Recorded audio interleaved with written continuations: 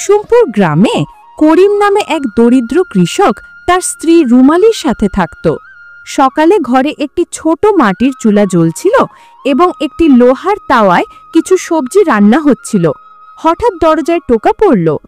এই এত ভোরে দরজায় কে এত জোরে টোকা দিচ্ছে?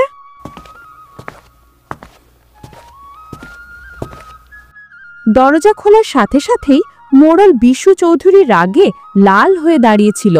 সে ছিল খুবই লোভী এবং ধূর্ত। সে সব সময় সবার কাছ থেকে দ্বিগুণ টাকা দাবি করত। করিম, অনেক হয়েছে তোর নাটক। আমার টাকা কোথায়? কর্তামশাই, গতকালই তো আমি আপনাকে পুরো টাকা দিয়ে সব হিসাব মিটিয়ে দিয়েছি। আপনার পুরনো পাওনাও সুদ করে দিয়েছি। বিলম্বের কারণে তো সুদ বেড়ে গেছে। এখন তোকে 4 গুণ সুদ সহ ঋণ ফেরত দিতে হবে। 4 গুণ? কর্তামশাই, এটা তো অনেক বেশি। আমি কঠোর পরিশ্রম করে সুদসহ পুরো টাকা ফেরত দিয়েছি। আমি একজন গরিব মানুষ, এত বেশি সুদ কিভাবে দেব? বেশি কথা বলবি না। তুই যদি আমাকে টাকা না দিস তাহলে আমি তোর বাড়িতে ঢুকে সমস্ত বাসনপত্র আর কাপড় চোপড় কেড়ে নেব, এমনকি তোর গরুর গাড়িটাও বিক্রি করে দেব। মোড়ল সাহেব, গরিবের রক্ত চুষে আপনি কি পাবেন? আমাদের সাথে এমন করবেন না। আমি এত সুদ দিতে পারবো না। তোকে টাকা দিতেই হবে। দেখ, আমি তোকে দেখে নেব। মনে রাখিস করিম, বিশু চৌধুরীর সাথে ঝামেলা করা সহজ নয়। মোড়ল করিমকে হুমকি দিয়ে চলে গেল, কিন্তু যাওয়ার সময় সে তার চাকরকে বলল, এই গরিব ভিখারিটার এত সাহস! সে আমাকে না বলে ভুল করেছে। ওকে এমন শিক্ষা দিতে হবে যাতে বাকি গরিবগুলো ভয়ে থাকে। ওগো, বলো তো এই জীবনটা কবে বদলাবে? আমরা প্রতিদিন দুবেলা খাবারের জন্য লড়াই করি। মাঝে মাঝে মনে হয় ঘরটা যদি মেরামত করা যেত, কিংবা দুটো ভালো পোশাক থাকতো। কিন্তু ভাগ্য বোধহয় আমাদের শুধু কষ্টই দিয়েছে। আমি জানি তুমি কষ্ট পাচ্ছ, কিন্তু আমি কি করতে পারি? ক্ষেত ছোট আর সময় মতো বৃষ্টিও হয় না। তার উপর আমাদের মাথায় ঋণের বোঝা। আমি দিনরাত কঠোর পরিশ্রম করি, কিন্তু এইটুকুই জোটে। কঠোর পরিশ্রম? হ্যাঁ, তুমি তো করো, কিন্তু আল্লাহ কি আমাদের কথা শোনেন? মনে হয় যেন ভাগ্য আমাদের এই দারিদ্রতার মধ্যে কষ্ট সহ্য করতেই পাঠিয়েছে। রুমালি দীর্ঘশ্বাস ফেলে চুপচাপ সবজি রান্না করতে লাগল। ঘরটা নীরব ছিল। করিম মনে মনে সংকল্প করল, আজ যদি মাঠে আমার জীবনও চলে যায়, তবুও আমি বাড়ি ফেরার সময় এমন কিছু আনব যা রুমালির মুখে হাসি ফোটাবে। করিমের কোনো ধারণাই ছিল না যে আজ তার জীবনের সবচেয়ে বড় গল্পের শুরু হতে চলেছে। সকালে করিম মাঠে যাওয়ার জন্য ঘর থেকে বের হচ্ছিল। সকালের নরম আলো মাঠের ওপর পড়ছিল। আজ রুমালের মনটা কেন জানি একটু অস্থির লাগছিল। প্রতিদিনের মতো করিম গ্রামের ভেতরের পথ ধরে মসজিদের পাশ দিয়ে যেত। করিম প্রতিদিন এই পথটি ব্যবহার করত, কারণ এটি ছিল সবচেয়ে ছোট এবং সহজ পথ। সেই সময় মসজিদের মুয়াজ্জিন সাহেব একাই জায়গাটি পরিষ্কার করছিলেন। আসসালামু আলাইকুম হুজুর, কেমন আছেন? আপনার শরীর ভালো তো? ওয়ালাইকুম আসসালাম বাবা। হ্যাঁ, সবকিছু ঠিক আছে। আল্লাহর দোয়া সব সময় তোমার উপর থাকুক। হুজুরের সাথে কথা বলার পর করিম তার ক্ষেতের দিকে রওনা দিল।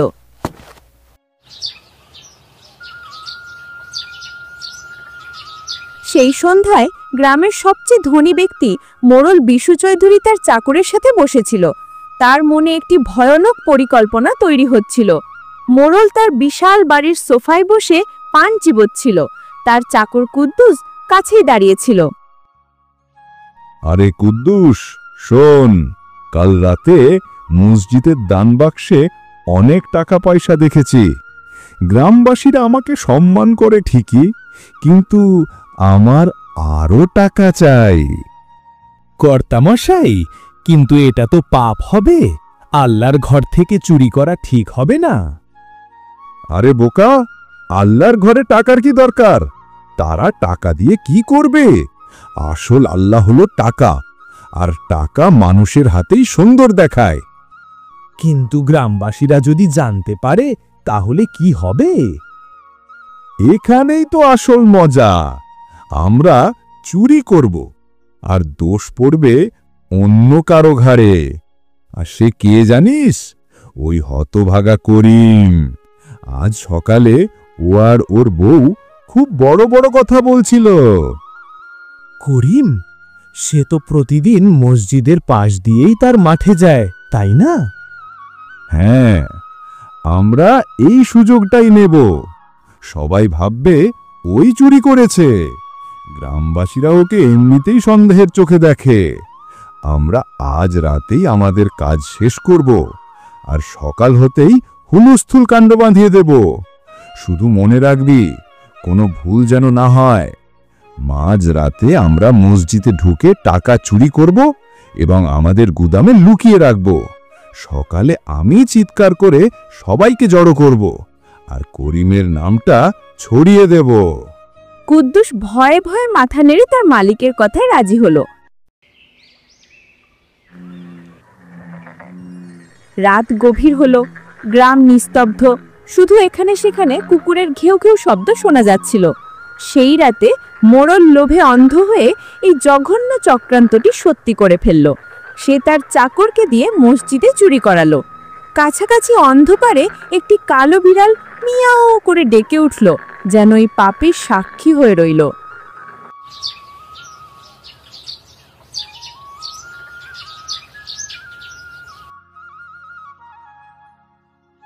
পরের দিন সকালে গ্রামের মাঝখানে মসজিদের সামনে ভিড় জমে গেল।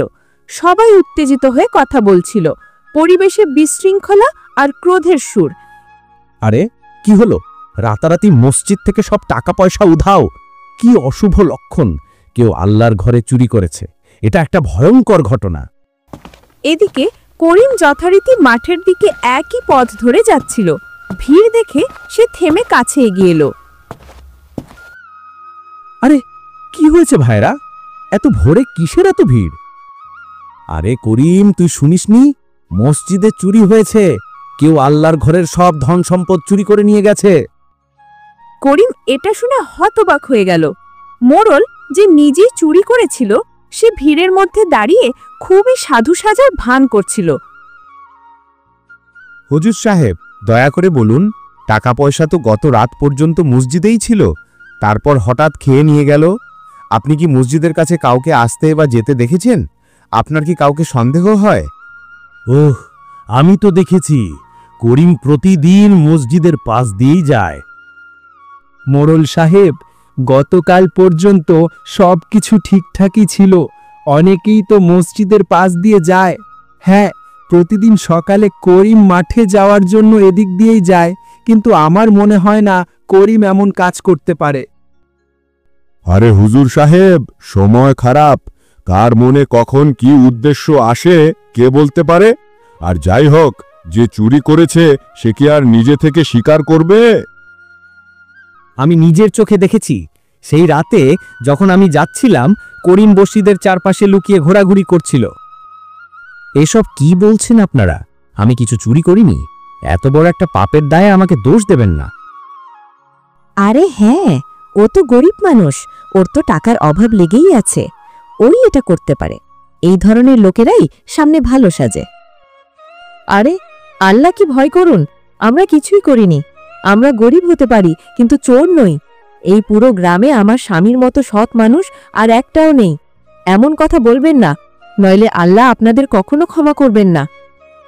করিম এবং তার স্ত্রী অনেক বোঝানোর চেষ্টা করল, কিন্তু উত্তেজিত জনতা কিছুই শুনতে রাজি ছিল না।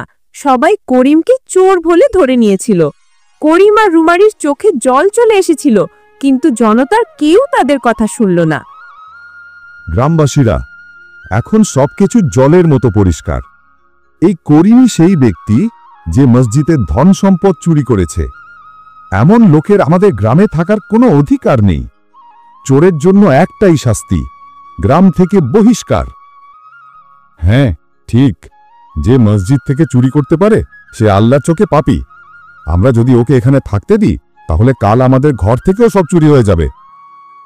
আপনারা কেন বুঝতে পারছেন না? আমি নির্দোষ। আমি কিছু চুরি করিনি। আমি প্রতিদিনের মতোই আমার জমিতে যাচ্ছিলাম। আমার উপর এত বড় দোষ চাপাবেন না। জনতার মধ্যে হট্টগোল শুরু হয়ে গেল। লোকেরা একে অপরের সাথে ফিসফিস করে কথা বলতে লাগলো। করিম আর রুমালির চোখ জলে ভরে গেল। তারা বারবার বোঝানোর চেষ্টা করলেন, কিন্তু কেউ তাদের কথা শুনল না। সবাই মিলে তাদের গ্রাম থেকে বের করে দিল। করিম এবং রুমালি নিজেদের গ্রাম ছাড়তে বাধ্য হলো। তারা কাঁদতে কাঁদতে গ্রাম ছেড়ে চলে গেলেন। গ্রামের বাইরে এক নির্জন জায়গায় ভাঙা ঝোপঝাড় আর কাটার মধ্যে তারা একটা পুরনো কুঁড়ে ঘর খুঁজে পেল। সেখানেই তারা থাকতে বাধ্য হলো। ওগো শোনো, এই জায়গাটা কি ভীষণ নির্জন। আশেপাশে কেউ নেই, কোনো বাড়িঘর নেই, খাওয়ার মতোও কিছু নেই। এখন আমরা কি করব? কি আর করার আছে রুমালি, যখন নিজের গ্রামই আমাদের তাড়িয়ে দিল তখন আর কোথায় যাব? এটাই হয়তো আমাদের নিয়তি। আমি শুধু ভাবছি, চুরি ডাকিয়ে করলো আর দোষটা আমার ঘাড়ে পড়ল। আমি আসল চোরকে খুঁজে বের করবই। দিন কেটে গেল। রুমালি কাঁদতে কাঁদতে ঘুমিয়ে পড়ল। করিম সারা রাত চিন্তায় বসে রইল।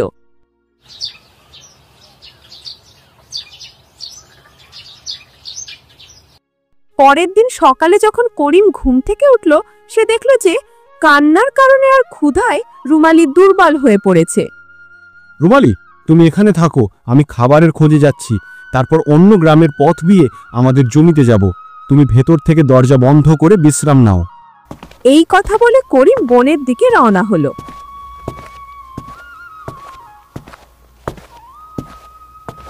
সে কাছের নদী থেকে পানি আর কিছু ফল নিয়ে এসে রুমালিকে দিল। এরপর করিম অন্য গ্রামের পথ ধরে তার জমির দিকে রওনা দিল। হঠাৎ ঘন জঙ্গল থেকে একজন পীর বাবা আবির্ভূত হলেন। তার লম্বা দাড়ি আর উজ্জ্বল পোশাক তাকে এক পীরের রূপ দিয়েছিল। করিম তার দিকে এগিয়ে গেল। বাবা, তুমি কে? তোমার মুখে যে বড় চিন্তার ছাপ। পীর বাবা, আমি এই গ্রামেরই বাসিন্দা, কিন্তু এখন গ্রামবাসীরা আমাকে তাড়িয়ে দিয়েছে। সবাই আমার উপর চুরির মিথ্যা অভিযোগ এনেছে। আমি কিছুই চুরি করিনি। করিম কাঁদতে কাঁদতে পীর বাবাকে পুরো ঘটনা খুলে বলল। মোড়লের ঋণ, গ্রামবাসীদের অভিযোগ আর মসজিদ থেকে চুরির কথা। বাবা, তোমার কোনো দোষ নেই। তুমি একজন সৎ এবং খাঁটি মনের মানুষ।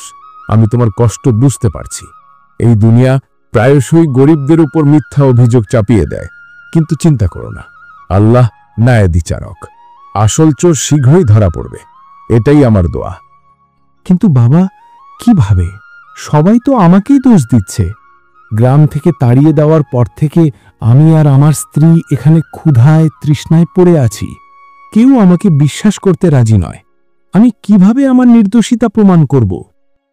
এই বনে একটি অভিশপ্ত প্রাণী বাস করে। সে নিজের চোখে আসল চোরকে দেখেছে। সে তোমাকে সত্যের কাছে পৌঁছাতে সাহায্য করবে, কিন্তু মনে রেখো, ওই প্রাণীটিকে খুঁজে বের করা সহজ নয়। তোমাকে তার বিশ্বাস অর্জন করতে হবে, তবেই সে তোমাকে সাহায্য করবে। অভিশপ্ত প্রাণী? পীর বাবা, সে কে? আমি তাকে এখানে কিভাবে খুঁজে পাব? জঙ্গলে তো অনেক প্রাণী আছে। ওটা একটা অভিশপ্ত কালো বিড়াল। সে এমন কিছু দেখেছে যা আর কেউ দেখেনি।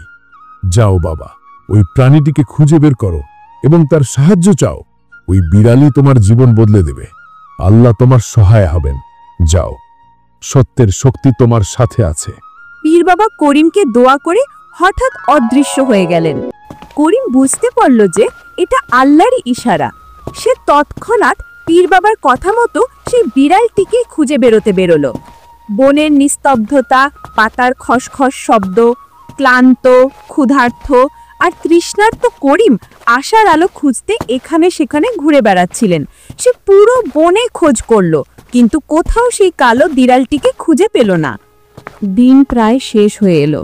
করিম হতাশ হয়ে তার কুঁড়ে ঘরের দিকে ফিরে যাচ্ছিল। হঠাৎ তার চোখ পড়ল একটি কালো বিড়ালের উপর। বিড়ালের চোখ দুটো জ্বলন্ত অঙ্গারের মতো দেখাচ্ছিলেন। হে বিড়াল রানী, তুমি কি সে যার কথা পীর বাবা বলেছিলেন? তুমি সেই রাতে কি দেখেছিলে? আসল চোর কে? মা, তুমি কি আমাকে সাহায্য করবে? আমাকে মিথ্যে অভিযোগে গ্রাম থেকে তাড়িয়ে দেওয়া হয়েছে। তুমি কি সত্যটা জানো? আসল চোর কে? বিড়ালটি তার চোখের দিকে তাকালো।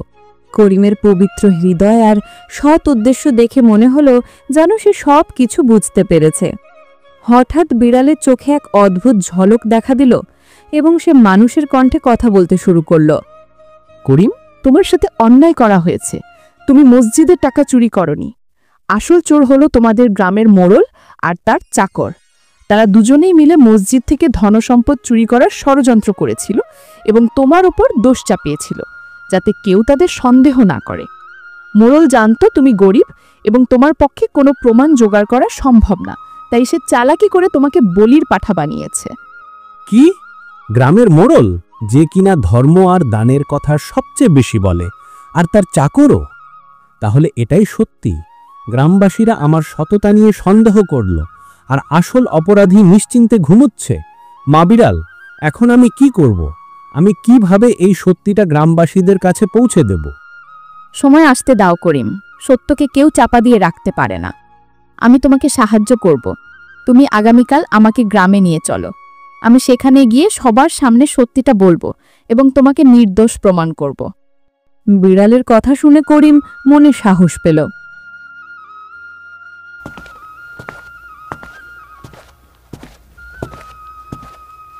সে বাড়ি গিয়ে রুমালিকে পুরো ঘটনাটি বলল।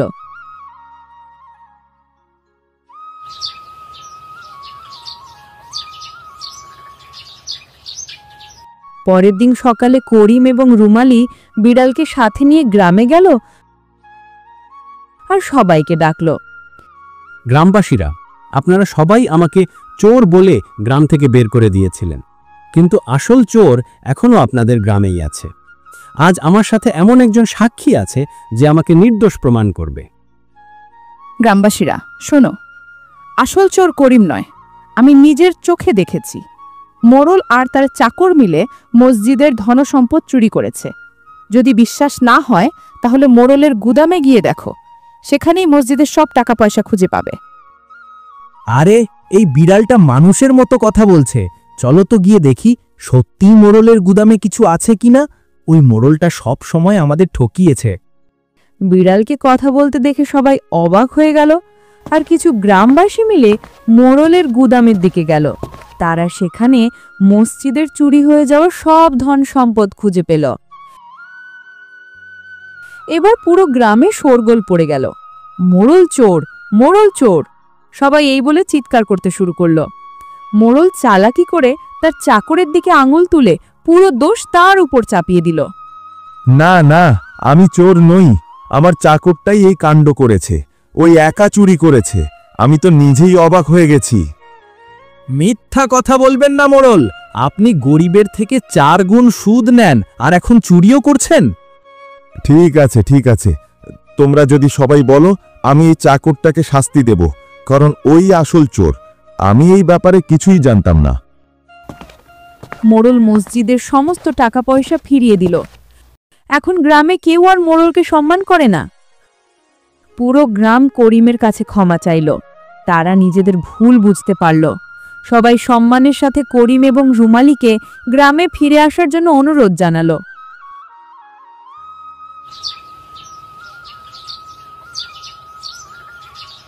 করিম এবং তার স্ত্রী রুমালি এখন তাদের নিজেদের বাড়িতে ফিরে এসেছে।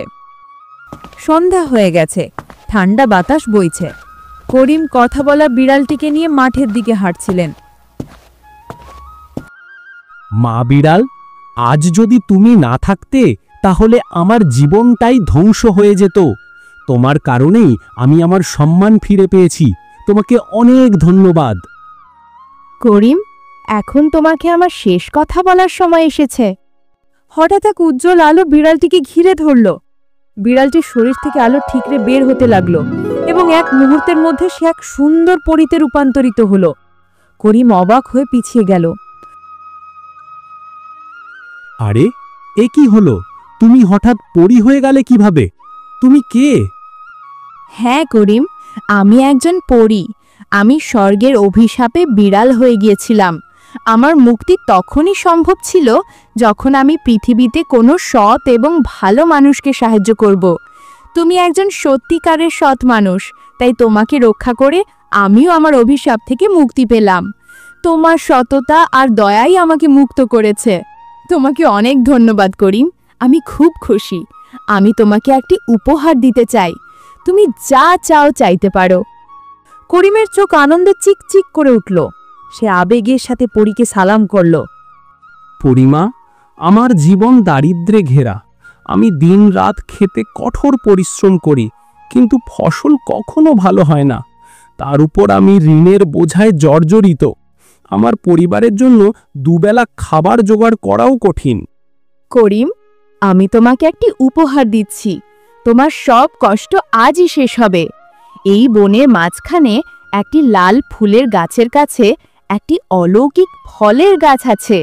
সেই গাছটি স্বর্গ থেকে এসেছে। কেবল সৎ লোকেরাই সেই গাছের ফল খেতে পারে। তুমি সেখানে যাও এবং সেই ফল খাও।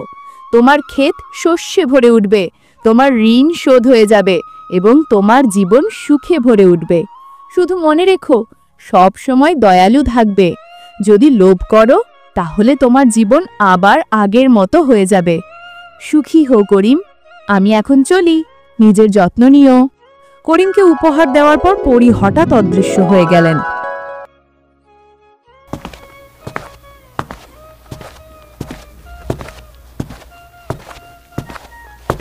করিম সেই অলৌকিক গাছের খোঁজে বনের এদিক ওদিক ঘুরতে লাগলো। সূর্য ডুবতে চলেছে। ক্লান্ত করিম হঠাৎ সেই লাল ফুলের গাছটি দেখতে পেল। করিম ধীরে ধীরে এগিয়ে গিয়ে দেখল যে গাছটির পিছনে একটি সুন্দর উজ্জ্বল গাছ দাঁড়িয়ে আছে। গাছের ডালে সোনালী ফল জলজল করছে। করিম শ্রদ্ধার সাথে গাছের কাছে গেলেন। হে বৃক্ষ, পরিমা আমাকে আপনার কাছে পাঠিয়েছেন।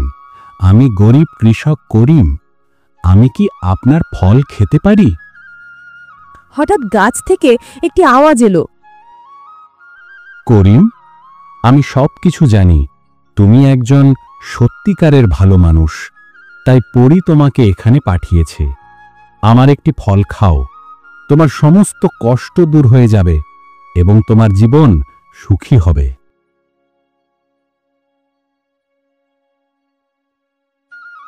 করিম গাছ থেকে একটি সোনালী ফল ছিঁড়ে খেল। ফলটি খাওয়ার সাথে সাথেই তার শরীরে এক অদ্ভুত শক্তি অনুভব হলো। সে গাছটিকে ধন্যবাদ জানিয়ে বাড়ির দিকে রওনা দিল।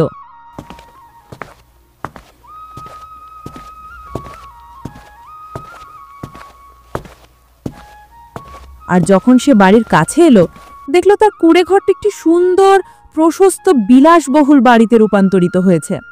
করিম অবাক হয়ে গেল। তার স্ত্রী বাড়ি থেকে বেরিয়ে এসে হতবাক হয়ে গেল। ওগো, শোনো, এই কি হলো? আমাদের কুঁড়ে ঘরটা কোথায় গেল? এত বড় বাড়ি কিভাবে তৈরি হলো? এই বাড়িটা কি আমাদের? হ্যাঁ রুমালি, সবই আল্লাহর কৃপা। বনে আমার এক পরীর সাথে দেখা হয়েছিল। তিনি আমাকে এই অলৌকিক গাছের পথ দেখিয়েছেন। সেই গাছের ফল খাবার সাথে সাথেই আমাদের ভাগ্য বদলে গেছে। করিম রুমালিকে সেই অভিশপ্ত বিড়াল আর পরীর পুরো গল্পটি বলল। এত বছরের দারিদ্র্যের পর আমাদের জীবনটা বদলে গেল। আল্লাহকে অনেক ধন্যবাদ। হ্যাঁ, কিন্তু মনে রেখো, আমরা এই অলৌকিক উপহার পেয়েছি কারণ আমরা কখনো অসৎ হইনি। আমাদের কঠোর পরিশ্রম আর সততার কারণেই আল্লাহ আমাদের এই দোয়া দিয়েছেন।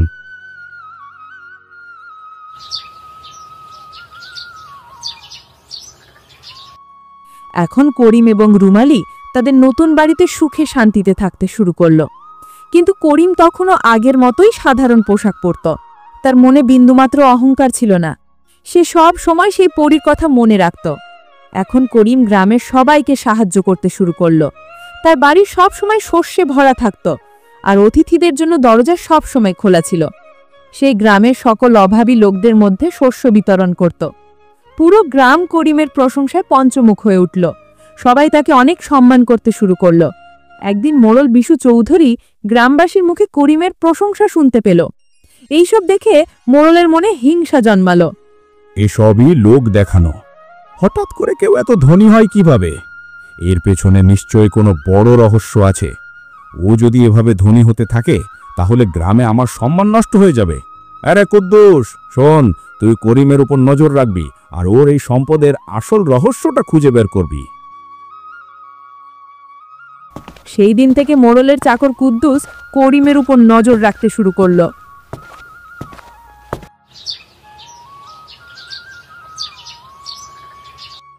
একদিন মোড়লের চাকর করিমকে অনুসরণ করতে করতে জঙ্গলে চলে গেল। সে দেখলো করিম বনের মধ্যে সেই অলৌকিক গাছের সাথে কথা বলছে। কুদ্দুস লুকিয়ে করিমের সব কথা শুনে ফেলল। কর্তামশাই, আমি সবকিছু দেখেছি, সবকিছু জানতে পেরেছি। করিম বনের মাঝখানে একটা গাছের সাথে কথা বলছিল। ওই গাছের ফল খেয়েই ওর সব দারিদ্র দূর হয়েছে, আর ও এত ধনী হয়ে গেছে। তাই নাকি? তাহলে চল এখনই সেই গাছের কাছে যাই। করিম যদি ধনী হতে পারে তাহলে আমি কেন পারবো না? আমি ওর চেয়েও বড় ধনী হব। আমার তো আগে থেকে ক্ষমতা আর টাকা আছে। আমি ওই গাছটাকেই আমার মুঠ হয়ে নিয়ে আসব।